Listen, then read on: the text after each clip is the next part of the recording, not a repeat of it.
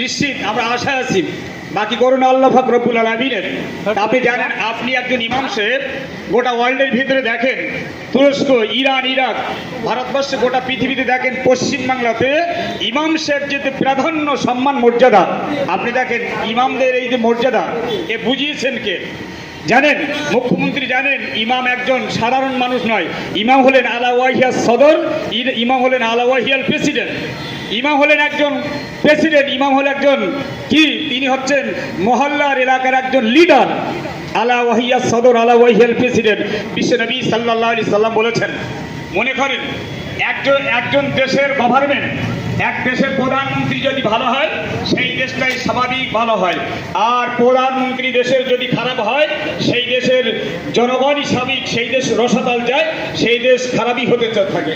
ঠিক তদ্রূপ এটা জানুন যে একজন ইমামকে সম্মান মর্যাদা করা, এই ইমামের সম্মান মর্যাদা, এই যে ইমামের সম্মান, এই ইমামের দায়িত্ব আছে, কর্তব্য আছে, এবং ইমাম অত্যন্ত মর্যাদাবান মানুষ, এটা সরকার বুঝেছেন। তাই সরকার সর্বক্ষণ ইমাম আর মর্যাদাকে প্রাধান্য করেন। সুবহানাল্লাহ বলেন। ইমাম মর্যাদাকে অত্যন্ত সম্মান করেন। দেখেন, আমরা কিছুদিন আগে কলকাতা ছিলাম, মুখ্যমন্ত্রী সেখানে আমাদেরকে ভাষণ দিয়েছিলেন। সুতরাং আমরা চাই যে আমাদের শ্রদ্ধাভাজন ইমাম সাহেব, মর্জেন সাহেব, ওলামা হযরত বিভিন্ন স্তর থেকে যারা এসেছেন, আমরা সবাই, আমরা পশ্চিমবাংলায় এই যে জায়গায় দাঁড়িয়ে আছি, আজকে আমাদের সুন্দর একটা পরিবেশে আমাদের ডেকে ব্রিডিং করান, আমাদের ডেকে বিভিন্ন আলোচনা করেন, যে আল্লাহ শুকরিয়া জ্ঞাপন করেন। কেননা এমন একটা সময় আসবে আপনার অস্তিত্ব খুঁজে পাবেন না, আমার অস্তিত্ব থাকবে না। এই জন্য টাকাটা বড় সম্পদ নয়, পয়সাটা বড় বিষয় নয়, সবচেয়ে বিষয় হচ্ছে সম্মান। সবচেয়ে বিশেষ সাম্মানিক মর্যাদা, এই মর্যাদা আপনি পেয়েছেন সমাজের বাড়িতে ইমাম হিসেবে, আপনি পেয়েছেন মর্জেন সাহেবকে, আপনি ইমাম হিসেবে, মর্জেন হিসেবে আপনি সম্মান প্রাধান্য পেয়েছেন আমাদের বিশেষ করে সরকারি তরফ থেকে। যাই হোক, এটা জানবেন, প্রত্যেক মানুষকে বলি যে ভাতা যে পাচ্ছেন তাতে খুশি হয়ে, যার ভাতা নষ্ট হচ্ছে সেটা আমাদের জেলার ইমামকে বললে অবশ্যই ভাই পরিশোধন করে দেবেন। এই জন্য শুকরিয়া জ্ঞাপন করেন, আল্লাহ শুকর আদায় করেন। নিশ্চিত আল্লাহ যদি রাজি থাকে, রুজির জিম্মাদার হচ্ছেন আল্লাহ অবশ্যই বাড়িয়ে দেবেন। আল্লাহ যখন বাড়িয়ে দেবেন, মুখ্যমন্ত্রী হাত ধরাই আল্লাহ তখন বাড়িয়ে দেবেন। সুতরাং এই বলে আমি আমার বক্তব্য এখানে শেষ করছি।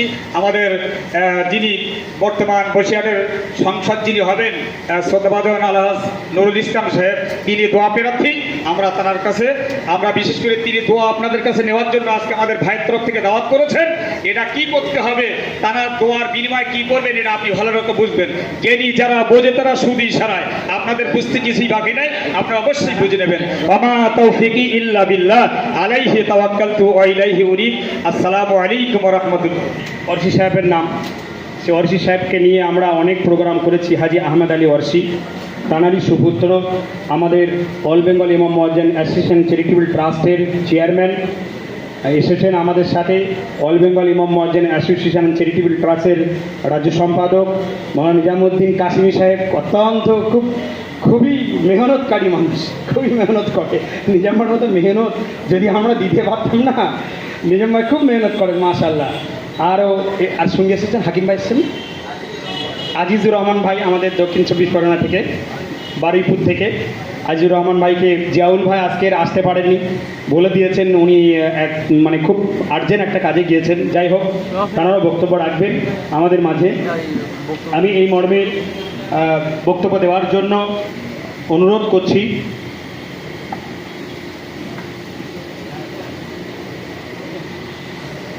কালাম ভাই বলেছেন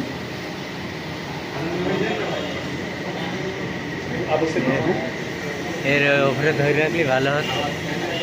হ্যাঁ, আমাদের জনাব হজরত হাফেজ জাহাঙ্গীর আলম সাহেব একটু মানে 2 মিনিট করে একটু জাস্ট একটু আসুন। স্ক্রিনে আসবে না, ওখানে বলবেন ফটো টেন নেবেন।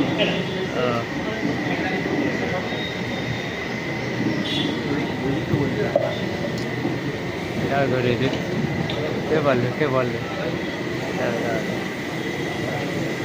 আসসালামু আলাইকুম ওয়া রাহমাতুল্লাহি ওয়া বারাকাতুহু। আমরা মহান আল্লাহ তাবারক ওয়া তাআলার দরবারে লাখো কোটি শুকর আদায় করি যে মহান আল্লাহ তাবারক ওয়া তাআলা আমাদেরকে মসজিদের ইমাম সাহেবদেরকে একত্রিত হয়ে এক জায়গায় বসার মতো তৌফিক দান করেছেন। সকলে বলি আলহামদুলিল্লাহ। তারপরে সর্বশরণ্য বিশ্ববরেণ্য নবী জনাবে মোহাম্মদ রসুল্লাহ সাল্লাল্লাহু আলাইহি ওয়াসাল্লামের প্রতি জানাই অসংখ্য দরুদ ও সালাম। সকলে বলি সাল্লাল্লাহু আলাইহি ওয়াসাল্লাম। আমাদের মাঝে উপস্থিত আছেন একগুচ্ছ অল বেঙ্গল ইমাম মুয়াজ্জিন অ্যাসোসিয়েশন এবং চ্যারিটি ট্রাস্ট তার সম্মানীয় কর্মকর্তাগণ। সবাইকে নাম বলছি না, খুব অল্প যারা আছে তারা এবং আপনারা যারা আছেন প্রত্যেকেই বক্তব্য রাখেন, ওয়াজ নসিহাত করেন বা স্পিচ দেন, জুম্মাবারে বক্তব্য রাখতে গেলে আপনাদের প্রত্যেকেই রাখতে পারেন আলহামদুলিল্লাহ। শুধু একটু আমরা আমাদের কথাগুলো একটু শেয়ার করছি। বক্তব্য this not a matter, to the point কিছু কথা আপনাদের সামনে তুলে ধরার জন্য আমি মাইক্রোফোন তুলেছি। আমাদের মাঝে অনেকে এসছেন, আমার উস্তাদ, আমাদের পানিগোবরা আজিজিয়া হিফজুল কোরআনিয়া মাদ্রাসা 1356 সালে আমার দাদুজান পানিগোবরা হাফিজ সাহেব হুজুর রহমাতুল্লাহ আলাইহির হাতে সেই তালপাতার মাদ্রাসায় দীর্ঘদিন শিক্ষকতা করেছিলেন। আমি ছোটোবেলায় তাঁর কাছে 15 পড়া পর্যন্ত হেফজ করেছিলাম। সূরা বানী ইসরাইল কমপ্লিট করেছিলাম। তারপরে সূরা মারিয়াম থেকে আমাদের কারি একরামুল সাহেবের কাছে হাওড়া জেলাতে পড়াশুনো করেছিলাম। যাই হোক, তিনি এসেছেন হাফেজ রবিউল ইসলাম সাহেব, লবঙ্গ হানাফিয়া মাদ্রাসা, বিশাল মাদ্রাসা আপনারা জানেন খিদমত করছেন। তাঁকেও আমরা আন্তরিকতার সাথে আজকের এই সুন্দরতম নান্দনিক পরিবেশ এবং প্রতিষ্ঠানের পক্ষ থেকে অভিনন্দন, শুভেচ্ছা, মোবারকবাদ জানাই। তারপরে আছেন আমাদের দীর্ঘদিনের সাথী, সুখ দুঃখের সাথী, মাদ্রাসা লাইব্রেরি থেকে আমরা সেই ছোট্টবেলায় যখন আলেম পড়তাম তখন থেকে বই কেনা অভ্যাস আমাদের, এখনও কিনে আমাদের ছাত্রদের বলে দেই। মাদ্রাসা লাইব্রেরির যিনি আরএন রোড মসজিদের ইমাম আমাদের মাওলানা আরিফির সাহেব, তিনি আছেন। আমাদের কাছে যিনি ছিলেন আমাদের নিবেদিত প্রাণ, একেবারে প্রাণ পুরুষ বলা যেতে পারে, প্রবীণ আলেম, কার না কে না চেনে না, জনাব মরহুম হজরত মাওলানা ইলেম বক্স সাহেব হুজুর, নাও মারাল্লাহু মারকাদাহু, আল্লাহ পাক তার কবরটাকে জান্নাতুল ফেরদাউস বানাক, সকলে বলুন আমিন। তারই কলিজার টুকরা লাগতে জিগার জনাব মাওলানা জাহাঙ্গীর আলম সাহেব, তিনি এসেছেন আমাদের মাঝে। আমি বলতে মানে অ্যাকচুয়ালি আমার বাংলাদেশের প্রোগ্রাম ছিল 3 থেকে 4 দিনের মধ্যে এই প্রোগ্রামটা অ্যারেঞ্জ করেছি আমরা যারা সামনে আছে। আমি অনেকে বলতে পেরেছিলাম যেদিনকে আমরা বসিরহাট মৌলানাবাগে একটা মিটিং ডাকি, প্রস্তুতি মিটিং, তার মধ্যে অনেকে এর মধ্যে আছেন গোটা কয়েক, আর অনেক হয়তো থাকতে পারেননি, বিভিন্ন কাজে ব্যস্ত ছিলেন। হঠাৎ করে রবিবারে আমি বলছি দুপুরবেলা আসেন, আমরা একটু বিকালে বসি, এরকম টাইপের। তো যে যা ছিল মানে পজিটিভলি যাদের ছিল সময়, তারা এসেছিল, আমার সাথে সাথ দিয়েছিলেন। সেদিনকে রবিউল ভাই ছিল, শাহজাহান ভাই ছিল, জহুরুল ভাই আসতে পারেনি, কালাম ভাইকে সবাইকে বলেছিলাম, কুতুব ভাই, মফিজুল ভাই, ওনারা আসতে পারেননি, আর এইদিকে কালাম ভাই ছিলেন। তো কয়েকজনা মিলে আমাদের মাঝে এসে উপস্থিত হয়েছেন আমাদের বিএলএফ ব্লক লেভেল ফেসিলিটার, আমার বন্ধুঘর প্রগতি এন্টারপ্রাইজের যিনি বর্তমান বিশাল একটা এন্টারপ্রাইজ, তারই মালিক জনাব আলমগীর হোসেন সাহেবকে বসার জন্য অনুরোধ করছি। আমার আবু সিদ্দিক ভাই, আমরা অনেক প্রোগ্রাম করেছি, তো বলতে পারিনি। আবু সিদ্দিক ভাই, হঠাৎ করে আমি সকালে SMS দেখছি, ফজরের নামাজ পড়ি, 4টে উঠেছি, আবু সিদ্দিক ভাইয়ের SMS। আবু সিদ্দিক ভাই বলছে, ভাইজান কী ব্যাপার, ভুলে গেলেন? আমি না বলতে ভুল করলাম, আপনি আসতে কেন ভুল করবেন? বললাম আমি যাচ্ছি ইনশাল্লাহ। তো উনি অত্যন্ত ব্যস্ত, উনি অনেকগুলো দায়িত্বে উনি শিক্ষকতা করেন, মাদ্রাসার শিক্ষক, এবং অনেকগুলো প্রতিষ্ঠানও আছে।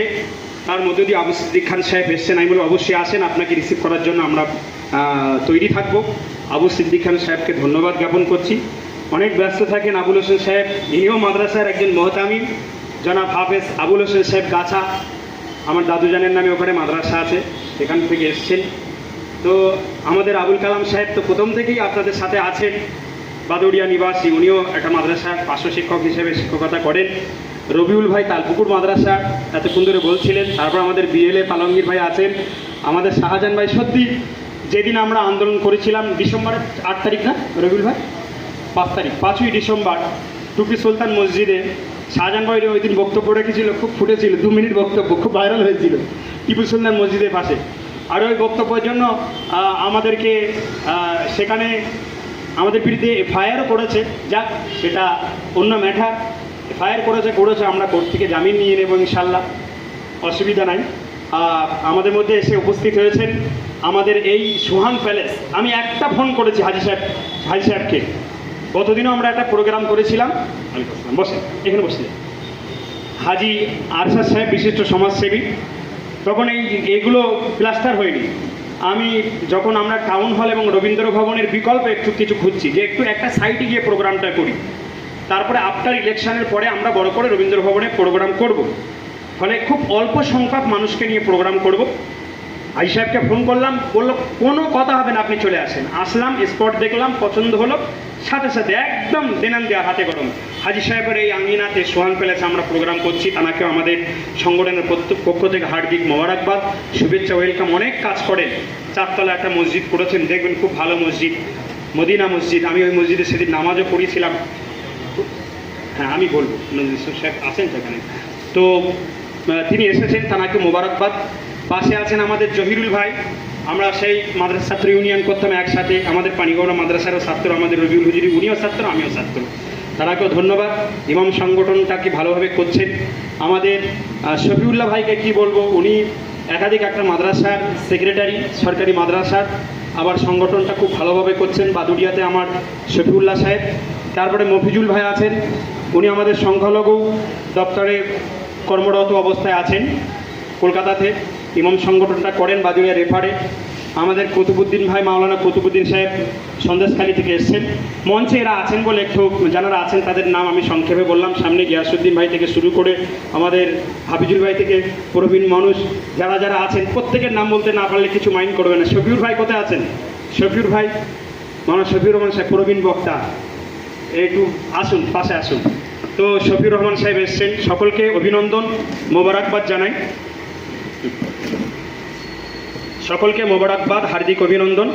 বিশেষত এই সংগঠনের সাথে আমরা, এই সংগঠনটা আমি কিছু কথা হয়তো পরে অত বলতে পারবো না, সেই জন্য এখন বলে রাখছি, পরে আমাদের যারা গেস্ট আসবেন তারা বলবেন। মূলত কোচি ওখানে দাউনি একটা পাকা পিছনে, কষ্ট পাচ্ছে না মানুষগুলো, যাতে আপনাদের যদি কোনো সমস্যা হয় অবশ্যই আপনারা শেয়ার করবেন। নিচে টয়লেটের ব্যবস্থা আছে, একটু যদি নিচে নামেন, বাম সাইডে হাজি সাহেবকে বলেছিলাম নিচে টয়লেট আচ্ছা, সব ওপেন আপনাদের জন্য।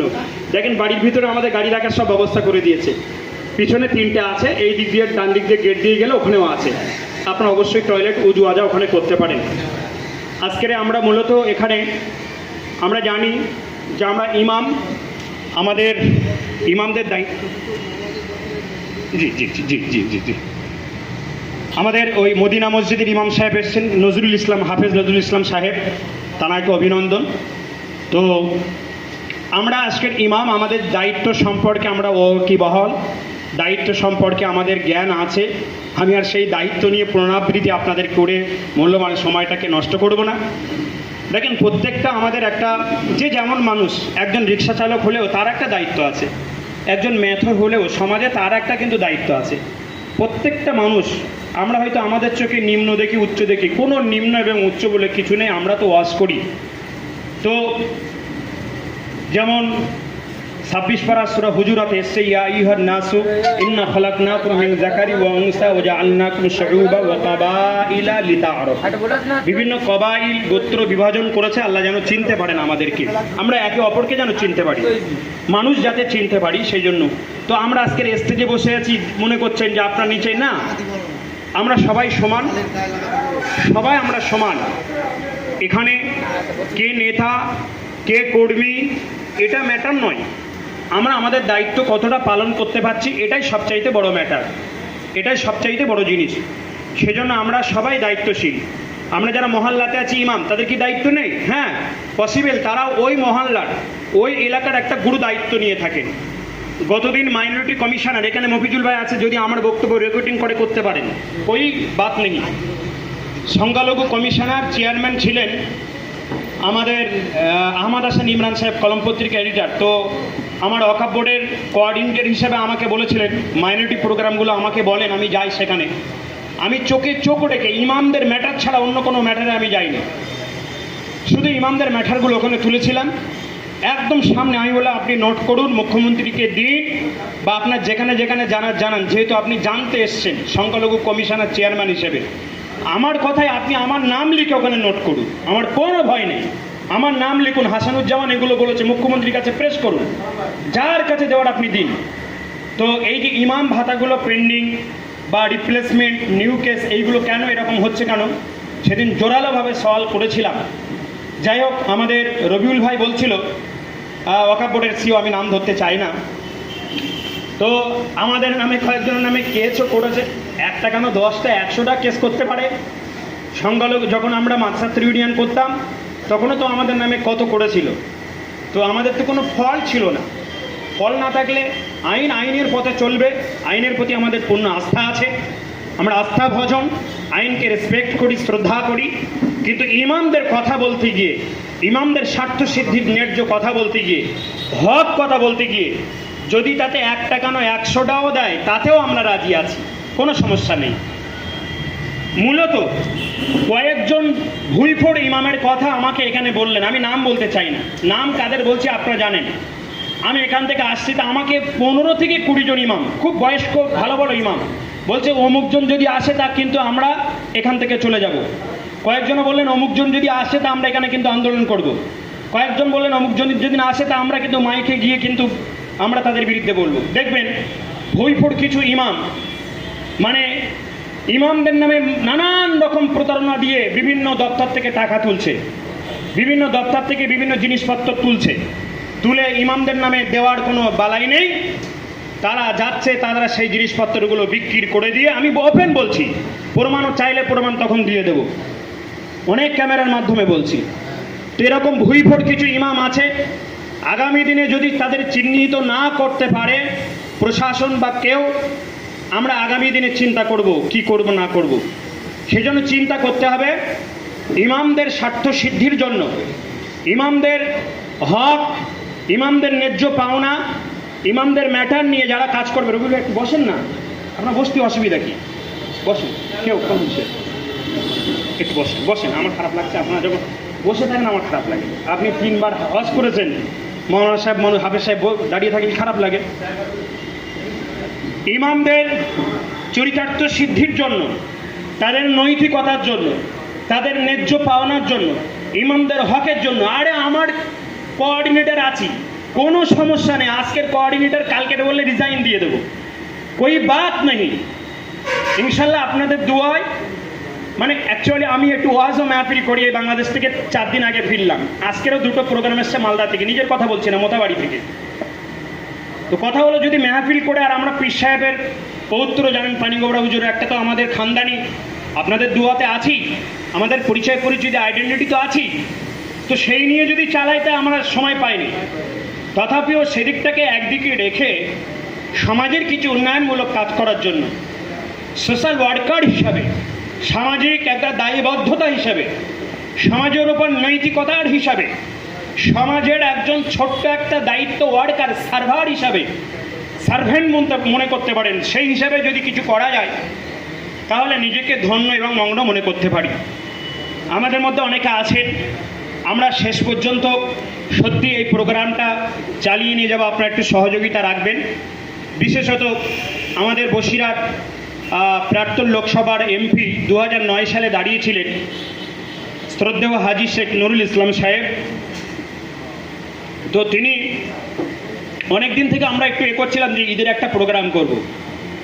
তো যাই হোক, নানান প্রতিকূলার মধ্য দিয়ে আমরা সেই টাইমটা অ্যাডজাস্ট করতে পারিনি। তারপরে আমরা শর্ট টাইমের মধ্য দিয়ে এই প্রোগ্রামটা অ্যারেঞ্জ করেছি, তিনিও আসবেন আমাদের মাঝে।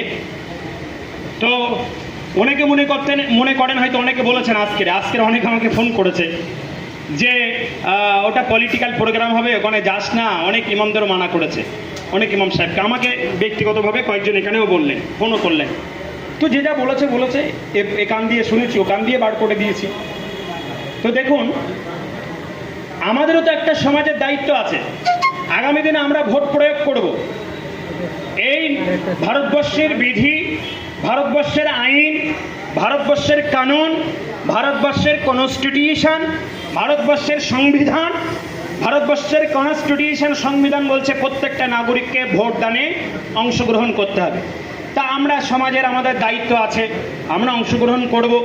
তাহলে আমরা কোথায় দেব না দেব আমাদের নিজস্ব ম্যাটার থাকলেও আমরা ঐক্যবদ্ধভাবে যদি আমরা কিছু করি দেশের সংহতির জন্য,